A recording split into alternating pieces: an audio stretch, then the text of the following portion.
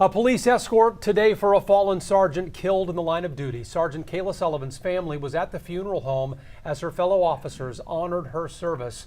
Her accused killer is now held today without bond. That happened after charges against Tavoris Henderson were upgraded to capital murder. Jason Miles joining us now from the Harris County Jail. That's where Henderson is held now.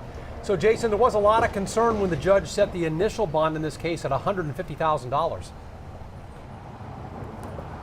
Yeah, as you guys know, a lot of law enforcement officials and many others in the community shared their disgust on social media and elsewhere about this bond situation. Meantime, Nassau Bay's police chief telling us he spent much of the night and this morning on the phone making sure this guy accused of killing one of his officers would not be getting out.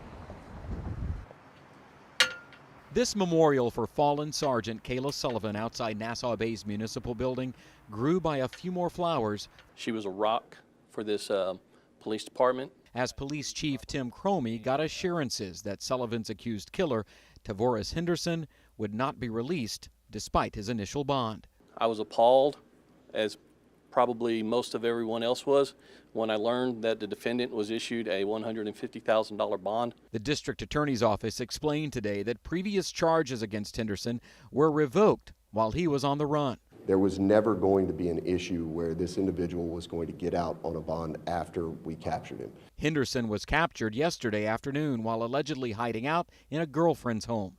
He's accused of running over and dragging Sergeant Sullivan Tuesday night as she attempted to arrest him following a traffic stop.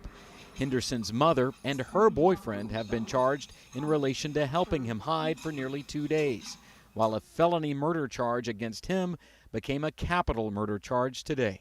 We're talking about a charge that carries a potential sentence of death. So those need to be completely evaluated from beginning to end. Officials understand how the sometimes tedious judicial process can be upsetting, but justice for Sergeant Sullivan remains the ultimate objective. We're going to remain professional. We're going to move forward in her honor in doing exactly what she would want us to do, and that's to do our jobs.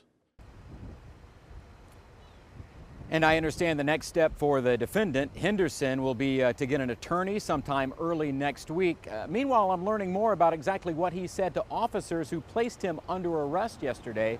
I'll have more on that coming up at 5 o'clock. For now, we'll send it back to you, Sherman. That'll be interesting. Thank you, Jason Miles.